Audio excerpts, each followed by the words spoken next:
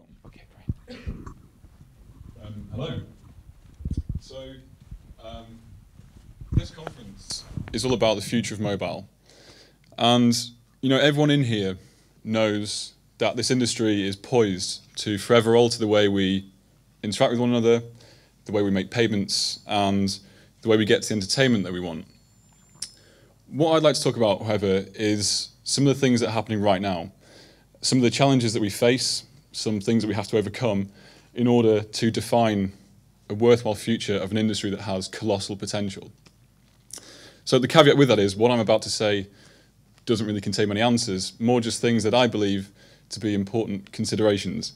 And they are mostly considerations about products. How do we make great, successful products in the mobile industry? So this is something that I've heard a lot over the past 2 years especially, that mobile is in its infancy. And the people that are saying this are usually the incumbents, the big publishing houses, the big media companies, all the people who are dying to get their content in the right format for this platform, but also the people that are really struggling to do so.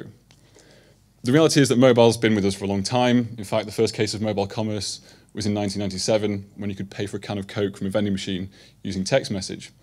So I think there's a better description for this industry, and that is one of a largely misunderstood but ambitious teenager, and a teenager that's going to spend the next 5 years trying to define itself by way of experimentation.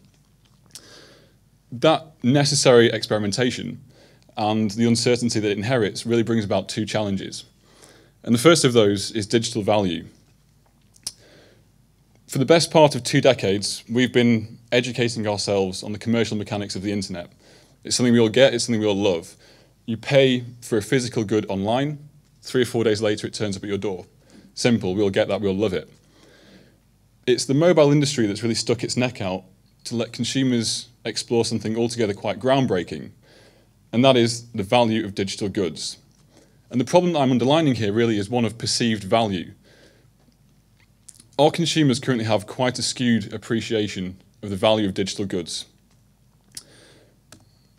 And it's the app industry that currently underlines that value. Early this year, we were told that the 10 billionth app was downloaded from Apple. In fact, they recently told us that the 18th billion app is really downloaded from Apple. Now, the 18th billionth of anything in the history of humanity is pretty impressive. But when you consider this industry's been with us since 2008, it becomes really quite significant. So 18 billion downloads, well, what else have they told us? They also told us that to developers, they've paid out the total of around $3 billion. Now, I'm not very good at maths, but 3 billion into 18 billion, however way you cut that, even considering all the free apps, there's an imbalance. So what's the issue? Well, this is a genuine review from one of our latest products with Jamie Oliver. And this person has said, digital media should never cost the same as the hard copy equivalent. Now, suffice to say, this is not a 5-star review, and this isn't an isolated case either. So why do we have this view? I can kind of, in part, sympathise. But why are we more inclined to spend £20 on a cookbook from Jamie Oliver than a quarter of the price on a digital product that updates itself, has all the merits of interactivity and video content and so on? And one of the reasons I think that is because it's largely down to bad habits that we've picked up from the internet. So everyone in here knows that the nature of the internet is such that if you want to put your content on there, it's incredibly easy to do. And everyone does it. In fact, someone somewhere else is probably saying something similar to what you are. So the only thing we can do is make it free. That's why Google's in the position it is, because if you want to generate revenue, chances are you have to supplement your content with advertising. And this is rubbed off on the mobile industry. We're left with the idea that digital stuff has no value. And rather strangely, we've been giving away all our premium content for free as well, news being the prime example. This becomes particularly problematic when you consider that, well, really the financial models in mobile that make sense, things like subscription and in-app purchases, are the things that consumers understand the least. So it's really our job right now, because no one else is doing it, to help our consumers understand the value of the things we make. So that's on our heads. The financial viability of apps is pretty elusive, but it is entirely real. And I can say that confidently because the first app we made for Jamie Oliver grossed well in excess of 7 figures. So it is entirely possible. And things are starting to change, thanks to pioneering companies like the FT and The Guardian, who are charging for their content in mobile.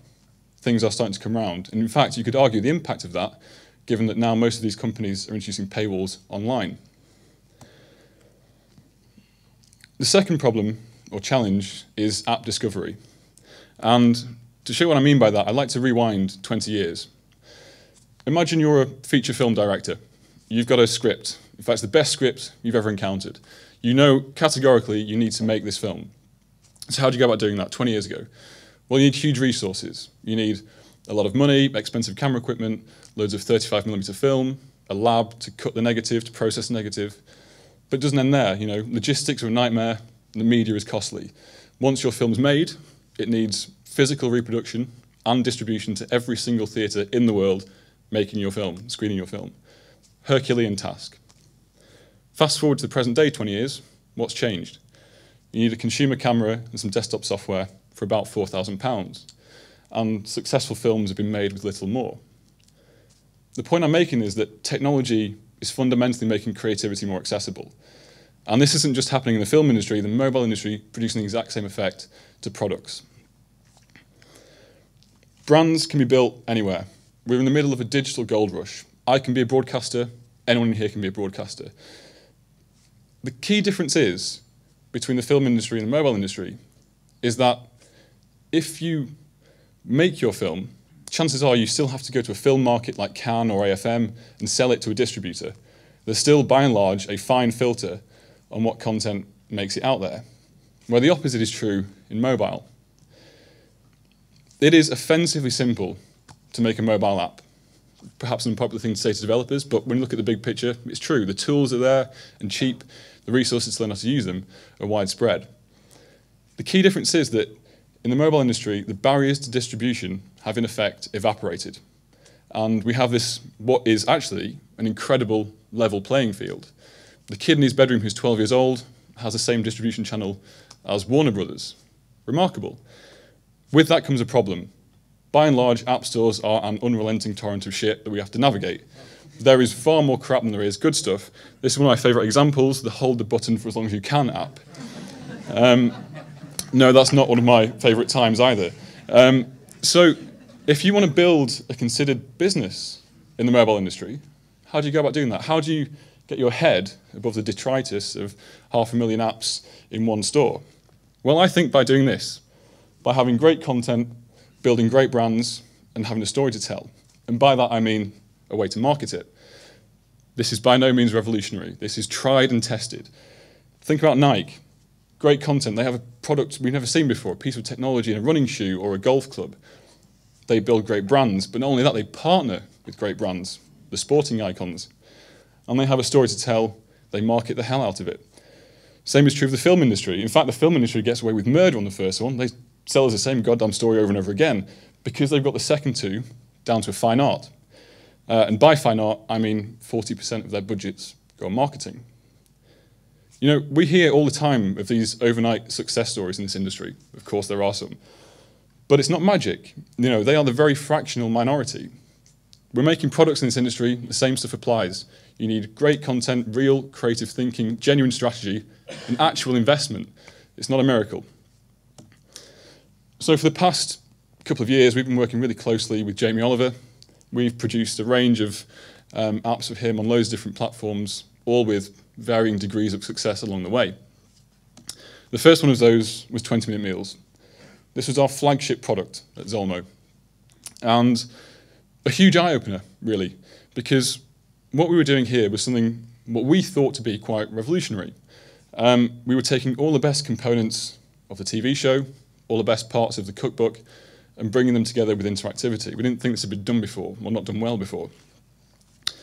And what we learned straight away was that in this industry, publisher or agency, we have to ask the right questions, because it's not a question of retrofitting content that exists elsewhere. It's a question of reframing it to give the right experience on this industry. So we never said, how do we put a cookbook on the iPhone? We said, how do we give iPhone users a great way to cook great meals at home? Because, you know, consumers are savvy. They know when content has been repurposed, and they know when production corners have been cut.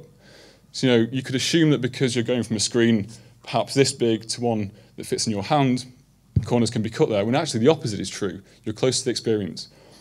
every piece of video we shot for Jamie Oliver was all bespoke and edited and graded and cut in the same way as a TV show. So production really matters. And if you want to build great products, you absolutely need relentless and unyielding attention to detail, vigorous attention to detail. And since the first app, 12 months later, we were able to completely change the financial model behind how we serve this content. In just 1 year, we changed that, which shows how quickly this industry is changing. For this app, in contrast to the first one, we decided to go with freemium. Freemium is a word that induces nausea in a lot of developers, but we thought it was worth the risk to assess the market. And at first it was a bit of a disaster. We had loads of users, we were supported by Apple, but not much conversion. And it really took for the release of the iPad version for things to change, because we assume iPhone users, iPad users, part of the same group. Actually not true. iPad users have a much different appreciation of value. So with this release, we have now 3 million downloads, 3 million users, all of which, majority of which are registered for push notifications. So with each new piece of content, we can generate good, sustainable revenue. And that's really a testament to patience, wasn't an overnight success, but also conviction in what we were achieving. It didn't work straight away, so we didn't try and panic and shoehorn in a one-off payment. We just thought, well, let's let it grow and see where it is. It's all about momentum. I mentioned earlier about marketing. Marketing is really important, but it's not just one-off. It has to be sustained. That's how the film industry generates their revenue. We have to sustain marketing, and for now, we're a bit at the mercy of Apple, because I don't know many developers that can afford TV commercials in between X Factor. So this is an important consideration. So the future. Well, earlier I mentioned that this is an industry with colossal potential. So how do we get there? Well, if this is anything to go by, we can learn a few lessons. Not all that long ago, a new platform was hurtled into our front rooms, and everyone wanted to be involved with this platform, but it took a long time, several years, if not decades, for the right content formats to emerge. And the key difference is that, well, the proliferation of this technology took a long time, whereas we've got the opposite. Proliferation was very quick, and now we need to spend a lot of time defining these content formats. So, we have a few beliefs at Zolmo. How do we get to this future? Well, we think that design technology are not mutually exclusive. You can't have one without the other. That's how Apple's got to where it is today. Secondly, with a nod to Einstein, to say that make things as simple as possible, but no simpler. The urge is there to cram as much technology as you can into these products, when actually the more succinct and the more elegant the solution, the better it is for the consumer. And the last one is one of my own. Whenever you encounter an industry that has so much potential, there's no point in being cautious. In fact, you do it a disservice to be cautious. So be cavalier and dare to fail. And of course, by doing all these things over the next 5, 10 years, we're absolutely going to encounter one-star reviews, disgruntled consumers. They won't understand the financial model, they won't understand the content. But we really have to just dare to fail, because I always believe that in an industry like this, if you piss off a handful of people, chances are you're probably doing something right. Thank you.